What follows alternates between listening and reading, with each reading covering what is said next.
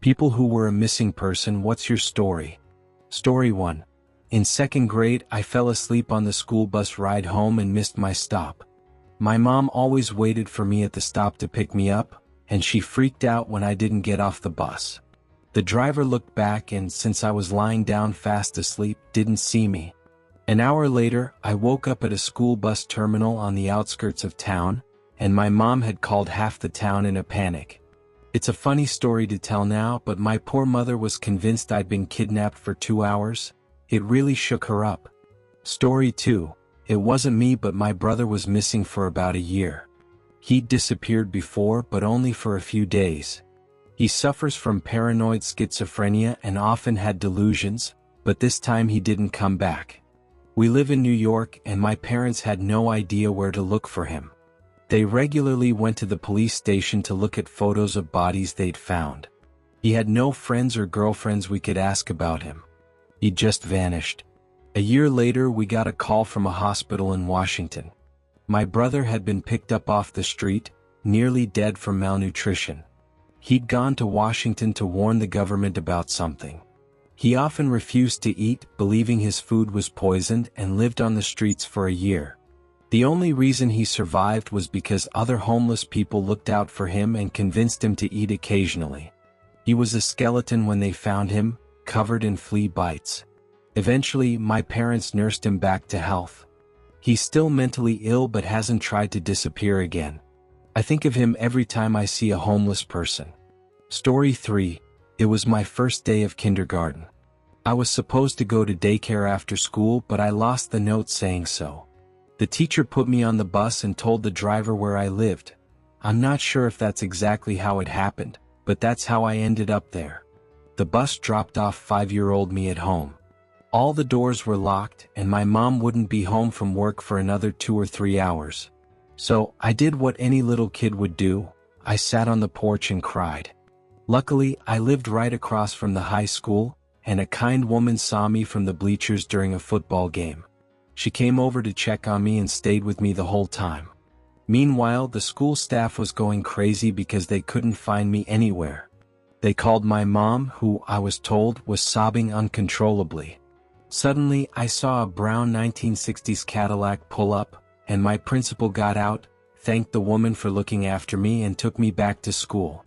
Because of my situation, my teacher and the bus driver were suspended, and now I never do anything without proper documentation. Story 4. My mom was on the phone with the police after I fell asleep in a cemetery for 7 hours after school. I had a crappy home life, so I'd go anywhere I could to avoid going home. Early in the school year, the weather was still nice, so I decided to go to Dunkin' Donuts near my house, grab a coffee, and walk to the cemetery about 10 minutes from my place. There was a beautiful mausoleum in the cemetery, which happened to be the highest point in town, so on a clear day, you could see about 15 miles around. I hung out there for a while just thinking. About 300 feet away was a statue of Jesus on the cross with other figures. I was a bit tired, so I lay down a little away from it, far enough to have shade but not so close I was lying on it, and listened to music until I fell asleep. I woke up hours later, thought, to hell with it, I'd better go home, and my mom started losing her mind. You just walked in, I'm so sorry. Where the hell were you? Story 5. This is about me. When I was 7, everyone in my family got seriously ill with the flu. My 2 younger sisters and I shared a room next to my parents', and my little brother was sleeping in my parents' bed. Because of the illness, my 2 younger sisters were also sleeping in my parents' bed. Around 1:30 a.m., I woke up and realized I was the only one in my room. Not wanting to be alone, I crept into my parents' room and saw everyone curled up in bed. Feeling incredibly jealous, I turned to go back to my room but had a moment of inspiration and thought of another solution. I crawled into the blankets at the foot of the bed, completely covered. Around 2:15, my mom woke up to check on me as moms do. I wasn't there, unusual. She checked her bed, her husband and 3 kids visible. She went downstairs to see if I was sleeping on a couch or in one of the 2 guest rooms. We had a tricky door in our house that sometimes opened on its own. The door was open. She checked both bathrooms, still no sign. Around 2:30 she woke my dad. It was early February, so it was quite cold outside. My parents walked outside and found my footprints around the house. But I'd been out earlier that day and it hadn't snowed in weeks. They feared I'd become delirious and wandered out into the cold, or worse.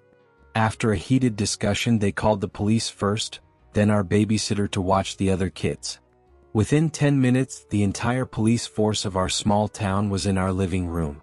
They'd lit up our 16 acres with floodlights and called in a helicopter from the neighboring county to start a search. All my siblings were woken up and moved to the living room with the babysitter. Oddly, this is actually my youngest sister's first memory. The police chief said they'd searched the house thoroughly, starting in my parents' room. Naturally, the first thing they did was pull the blankets off the bed. All I remember is waking up to a police officer shining a flashlight in my face and rudely yanking the blankets off. I was incredibly upset. Naturally, my parents were very embarrassed, but the officers were kind and said not to worry. This was definitely the preferred outcome. About 5 months later, my dad and I went to the local fire department's annual fundraiser, where I performed some songs my dad made me learn for the occasion. He told the story of what happened that night, thanking the first responders for their quick action and good attitude. I think we donated some money, but honestly, I have no idea. I was a bit embarrassed because everyone was teasing me, but flattered enough that I got to sing for all the adults that it didn't bother me. That's probably the fastest I've ever spent your hard-earned tax dollars. You're welcome. Story 6. When I was young, before my parents divorced, I loved exploring my surroundings. I should mention I was deaf, so naturally my parents were a bit overprotective because of that. One day during summer vacation, I was playing in the street with some neighborhood kids. I don't remember exactly why, but I decided to go to some kid's house to play. Then, when I left, I found another group of kids, went to play with them, and we went to another neighborhood. We met another group of kids there to play and ended up going to the neighborhood park. There were so many play sessions, typical kid stuff like running, playing hide and seek, throwing balls, etc.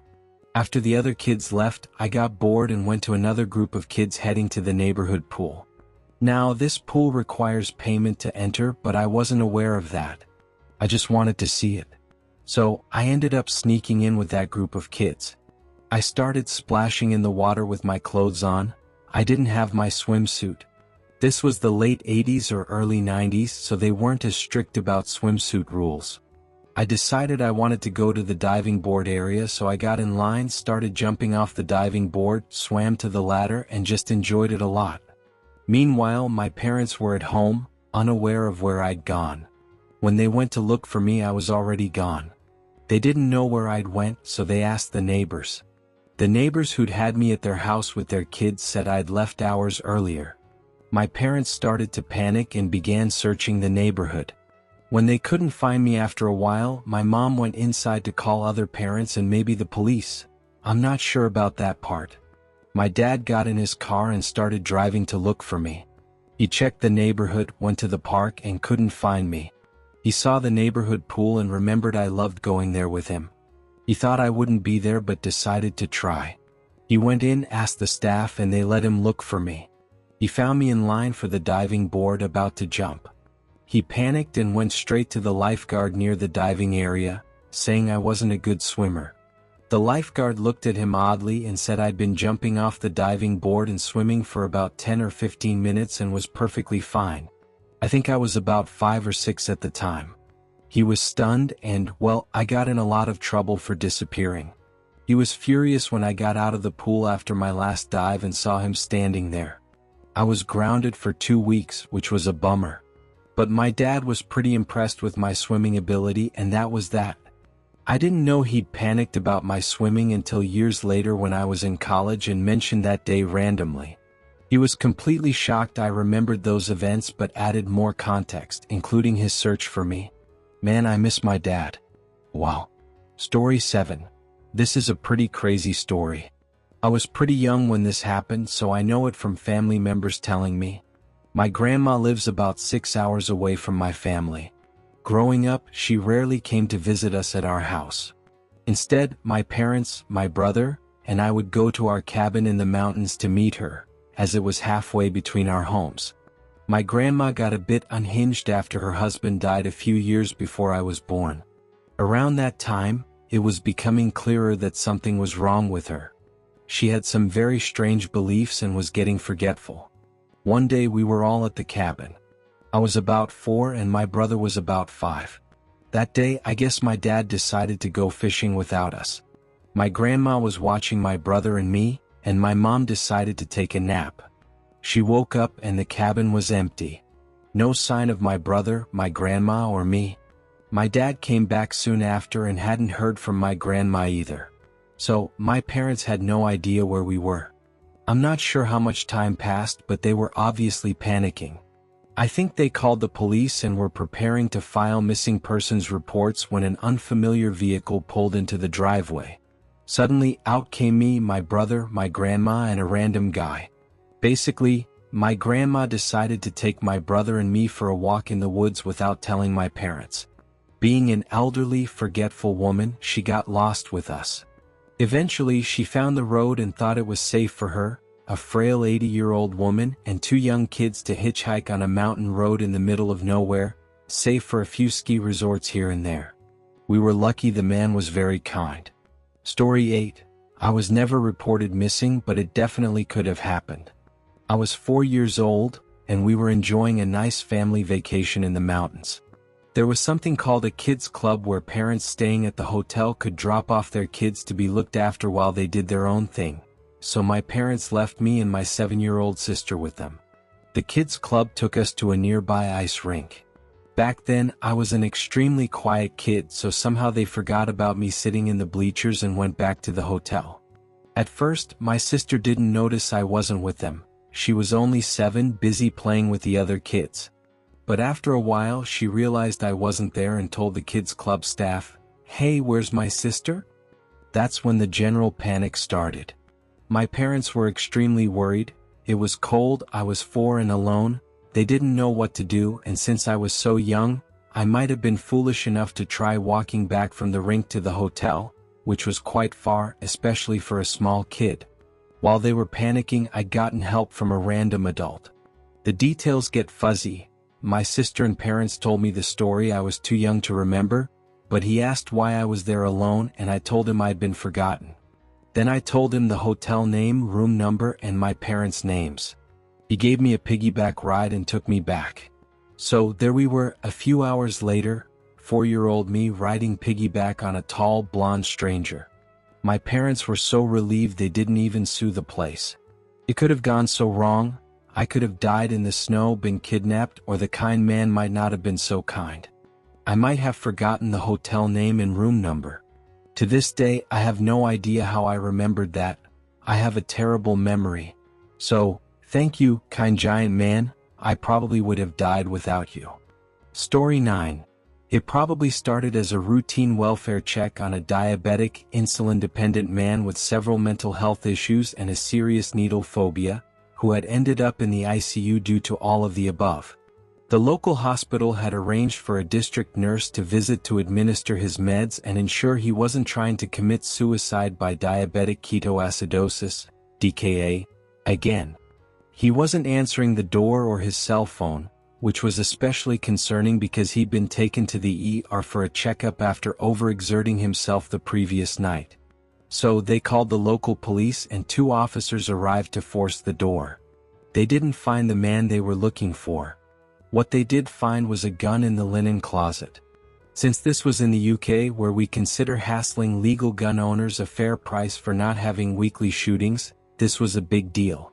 Consequently, the Armed Response Unit was called, and the police took the gun as evidence of a potential crime, along with a hunting crossbow found in the same closet. Totally legal but suspicious under the circumstances and not something you'd leave lying around with a forced door and the missing person's smartphone. Within about 60 seconds, when the officer at the armory closely examined the gun, the first responders were quite embarrassed. It was a CO2 air pistol, though one that looked very much like a real gun unless you were close enough to read the markings, and it was broken. This meant the mysterious missing diabetic probably wasn't an aspiring terrorist or bank robber, so they could stand down the firearms officer's helicopter and so on. I'm sure some were a bit disappointed because this is a quiet semi-rural area with little real action. But they still needed to figure out where the hell this guy was, because missing more than 2 insulin doses would put him in serious trouble. No one had seen him since he was discharged from the ER at 7 p.m. the previous night. None of the contacts found on his phone, which was stuck in a reboot loop because the charger wasn't providing enough power, had heard from him in days. Well, I'll tell you where that guy was. I was in the waiting room of the same hospital I'd left the night before. For a 10 p.m. appointment, the ER receptionist didn't know or think to mention to the police when they called, so they could run more tests on me. I was assured by the person I spoke to at check-in that the district nurses were on the same computer system and would be notified of my location. I can only assume that notification happened after the alarm was raised, and no one realized until it was too late. I didn't know any of this until I got home that afternoon. They asked me to come at 10 p.m., but it was well past lunch before the CT scanner had an opening, and found my door broken down. Until I logged into Facebook on my PC, I thought someone had broken in to rob me, only to see the state of the place and assume someone had already ransacked it. The police officers who stopped by later to return my stuff were surprisingly nice about it. Maybe because I was visibly embarrassed instead of belligerent about having my belongings confiscated, or maybe because I have such a posh middle-class accent that I'm pretty sure has kept me out of jail at least once. Story 10. My daughter was missing for almost a year in 2005 when she was 19. She turned up in Charleston, West Virginia. She met a guy online and left to find him. Of course, the guy had no idea she was coming and was shocked when the police showed up asking if she was okay. My daughter has some learning disabilities. Now at 33, she functions at the level of a 15-year-old. She thought that when she got on a bus to Charleston, West Virginia, the guy would just know and come find her. That didn't happen because the guy was 18 and living at home with his parents. My daughter ended up meeting someone else who took her in. I'm not sure of all the details, but she called home months later, crying. I remember the call. She was upset because this guy had taken her hat and gloves and made her walk to his job. Then she hung up. Moments later, I got another call, this time from her workplace.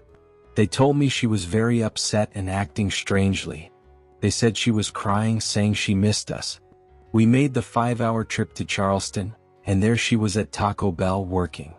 We talked to the manager, who came out to meet us and said my daughter always acted oddly but showed up and did her job. When we saw her, she was 8 months pregnant and had never seen a doctor. We asked if she wanted to come home and she said yes. We asked if she needed to pick up her things and she acted like she didn't know where she lived. We brought her home, got her physical and mental health treatment. In March, she had my granddaughter. My daughter pretty much abandoned her baby and my wife and I are raising her. My daughter met another guy and things got worse. This guy got her hooked on drugs. She started committing thefts and is currently in a women's prison, receiving mental health treatment. I don't know what'll happen when she gets out. The father of my granddaughter is still unknown. I did a DNA test on Ancestry and got a close match to an aunt or cousin. We haven't reached out, but they haven't either. For almost a year we were worried sick. We shuddered every time an unknown number came up on our caller ID, never knowing if it'd be the call saying they found her dead somewhere. Story 11. The summer between my sophomore and junior years of high school, my mom kicked me out. I found a place to live and kept working and going to school. Meanwhile, she repeatedly had the phone disconnected for non-payment, the house was foreclosed on, again for non-payment, and she moved at least twice. Years passed with no contact from either side. I was busy surviving. One night, some friends and I were coming home from Charlotte. It was strawberry pie season, around 3 a.m. We got pulled over because the cop wanted to know what we were doing. A car full of girls laughing at 3 a.m. is suspicious after all. We all gave our IDs and waited. Suddenly, the lights flashed in the back window, and I was ordered out of the car to talk to the officer. After a sudden adrenaline rush, the officer asked if I was aware I was a missing person. The absurd, ridiculous relief of that explanation made me laugh at the cop like a lunatic fresh out of an asylum. I doubled over with gut-busting laughter. I said, "Officer, do I look missing? I know where I am. I'm here talking to you, I'm not missing. Besides, the only people in the world who'd care enough to be distressed are back in that car, scared to death right now." Turns out, after kicking me out, my mom reported me missing to cover her ass in case I became a delinquent so I wouldn't get in trouble with the law. That's right, she kicked me out at 16 but wanted to stay on the right side of the law, so she lied and said I'd run away. But the joke's on her. Now she's declining into dementia, and if I hadn't taken care of her for the last 6 years, her address would be Piano Crate number 4 on the pier. It's only been the last month and a half that she's been moved to a nursing home. Meanwhile, her precious favorite doesn't bother to help. Irony, isn't she a bitch? Story 12. A family friend found a missing person, if that counts. It was 3 a.m. when her dog started going crazy. She assumed it was just another bobcat in the backyard and tried to go back to sleep. Then her dog started making weird barking noises like whimpers at the front door. She got up to check and found a 2-year-old shivering outside. His parents had been delayed with their moving truck and got to their new house much later than planned. The kid had fallen asleep during the drive.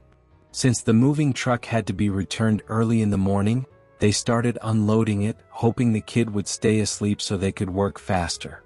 They left the outside light off to avoid waking him. Well, while they were moving a big piece of furniture upstairs, their son woke up and unbuckled his car seat. Not seeing anyone, he went looking for his parents. It's a rural area, so he walked a good distance before seeing my friend's porch light, nearly a mile. Once she got up and saw him, she quickly brought him inside and called the police, who were already at his parents' house taking their statements and waiting for the dogs to arrive. Story 13. When I was about 6 or 7, I was always forgotten at the beach. My parents and siblings would accidentally leave me while they went to dinner, and after 2 or 3 hours, they'd realize I wasn't at the table. They'd call the police and all their friends to look for me. I was still in the same spot where they'd forgotten me, sitting on the rocks near the water, playing with the sand. I really didn't care that they'd left me alone. I knew they'd eventually come for me. So I stayed and played, not crying, no emotion. Yeah, I'm still like that. No separation issues. I don't cry even if I know I won't see someone again. Eventually I saw the police and just ignored them. One officer looked at me like he was curious if I was lost or something. I kept doing my thing. But then I wanted a sticker, so I walked up to a cop. They asked my name and if I was lost. I calmly told them my family forgot me. They called my parents to say they'd found me. A female officer tried to comfort me, but I told her to stop. I wasn't scared or sad. She seemed surprised, didn't say anything, just sat next to me. My parents arrived, apologized and all that. I just looked at them and said, "Hey, did you bring me food?" Story 14. This happened when I was still in elementary school. Back then, after school, I'd wait for my babysitter to pick me up, and she'd take me home and give me lunch while I waited for my mom to come for me. My mom was a teacher at a high school that shared a fence with my school. One year, they put a gate in the fence between the two schools to let elementary kids whose parents worked at the high school cross when school ended, and presumably vice versa. The day they finished the gate, I decided to go through it and surprise my mom at work. What I didn't know was that my babysitter, who'd been waiting outside the main gate for me, asked a friend where I was, and the friend said she saw me get into a yellow car. This sparked a wave of panic. My babysitter called my mom, who called my dad, who broke a bunch of traffic laws, rushing from work to look for me. While they were frantically searching for this mysterious yellow car, I was sitting in the high school cafeteria, wondering where my mom was. Finally, one of my mom's co-workers saw me, and when I told her who I was, she immediately called my mom, who came back to find me safe and sound the whole time. I got in big trouble for weeks, and you can bet this story comes up at family gatherings now and then.